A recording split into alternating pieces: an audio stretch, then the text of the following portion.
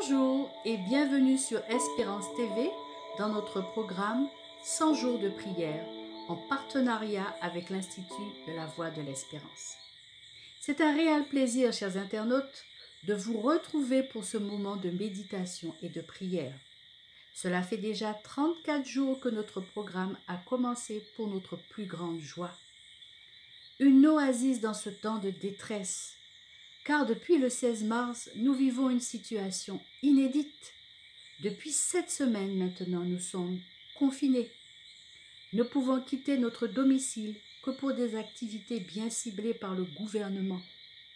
Tout est à l'arrêt, tout est fermé, et cela à travers le monde entier. Mais une bonne nouvelle pour chacun de nous, bonne nouvelle que partage avec nous Randy Maxwell. Le ciel est ouvert. Et que signifie le ciel est ouvert?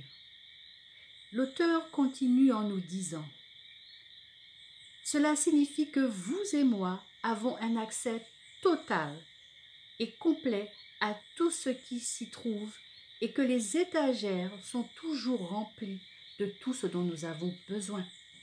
Il poursuit en disant: le ciel est ouvert et Jésus nous a donné la clé du royaume. La clé est la prière. Les anges sont les livreurs de l'Amazon du ciel. Ils portent nos prières jusqu'au Père et descendent nous livrer les bénédictions dont nous avons le plus besoin. Espoir, courage, aide et vie. Tout est fermé. Même nos églises le sont temporairement. Mais le ciel est toujours ouvert. Donc, ne craignons rien et écoutons ce que Jésus nous promet. Si vous demandez quelque chose en mon nom, je le ferai. Jean 14, verset 14. Alors, ouvrons la bouche et il la remplira. Psaume 81, verset 10. Ce coronavirus ne peut arrêter Dieu. Prions comme jamais auparavant, car le ciel est toujours ouvert. Notre texte de méditation se trouve dans Psaume 9, les versets 9 à 12. Lisons ensemble. L'Éternel est un refuge pour l'opprimé, un refuge au temps de la détresse.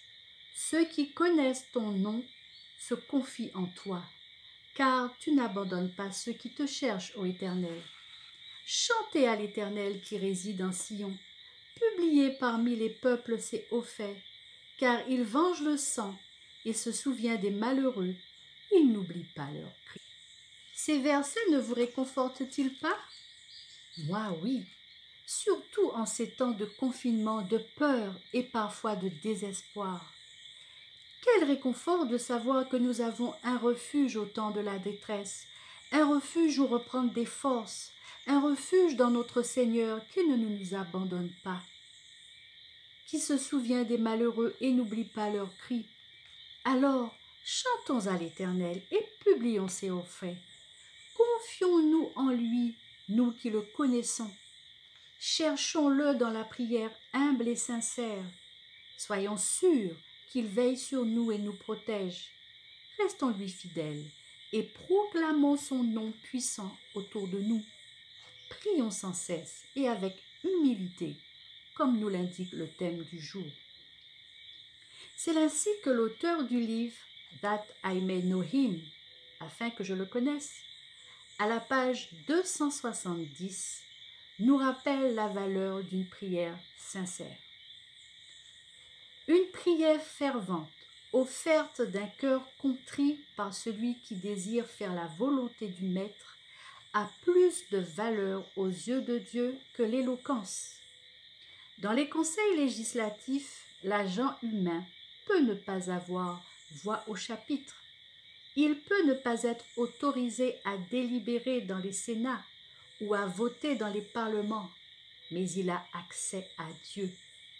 Le roi des rois se penche pour écouter la prière venant d'un cœur humble et contrit.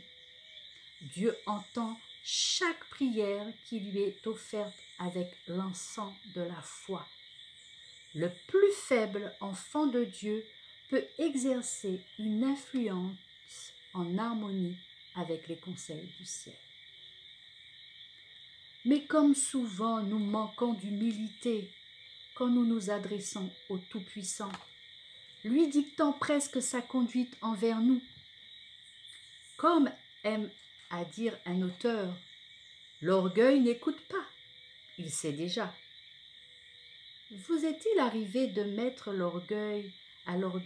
à permettre à l'orgueil d'influencer vos capacités d'écoute?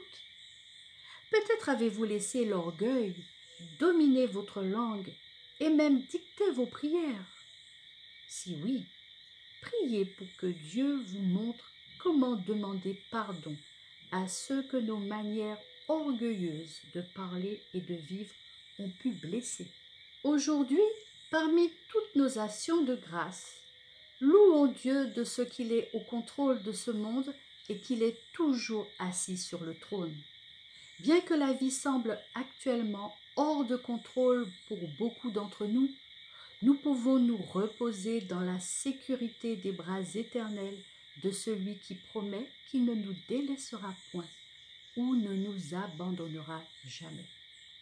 Souvenez-vous, il a vu cette pandémie Covid-19 avant qu'elle ne frappe notre monde et rien ne nous touche à moins qu'il ne le permette.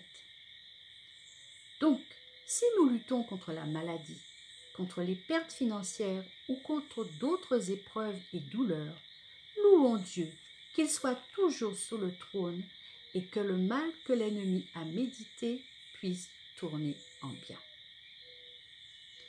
Avant de prier avec vous aujourd'hui, prenons connaissance des différents sujets de prière qui nous sont proposés.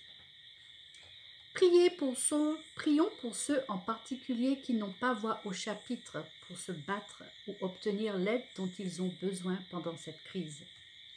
Prions pour les enfants, les personnes âgées, les personnes vulnérables et les mères célibataires qui luttent pour leur survie. Prions pour les populations de réfugiés qui sont dans des camps en Europe, en Grèce et dans d'autres pays du monde. Prions pour que leurs besoins, leurs soins de santé et leurs droits en tant qu'êtres humains soient respectés. Continuons à prier pour les nombreux missionnaires qui sont à leur poste de travail en divers endroits du monde. Prions pour que leurs besoins physiques et leur sécurité soient assurés. Enfin, prions pour que ceux qui se sont remis du coronavirus continuent à prendre des forces et à se rétablir. Prions pour la guérison des poumons et la force de revenir à une vie normale. Prions ensemble. Notre Père Céleste, nous voici encore agenouillés à tes pieds. Donne-nous la force de supporter cette pandémie. Donne-nous la force pour remporter la victoire que tu nous as déjà acquise. Nous savons que nous pouvons compter sur toi. Nous savons que tu es auprès de nous et que tu nous aideras. Nous te présentons tous ces sujets de prière. Agis. Nous t'avons prié, Seigneur. Nous sommes adressés à toi, toi le roi des rois, puissant. Et exauce-nous. Au nom de ton Père. Amen. Voilà, notre moment de méditation et de prière se termine. Prenez soin de vous et n'oubliez pas, Dieu est à l'écoute de nos prières. Au revoir et à bientôt.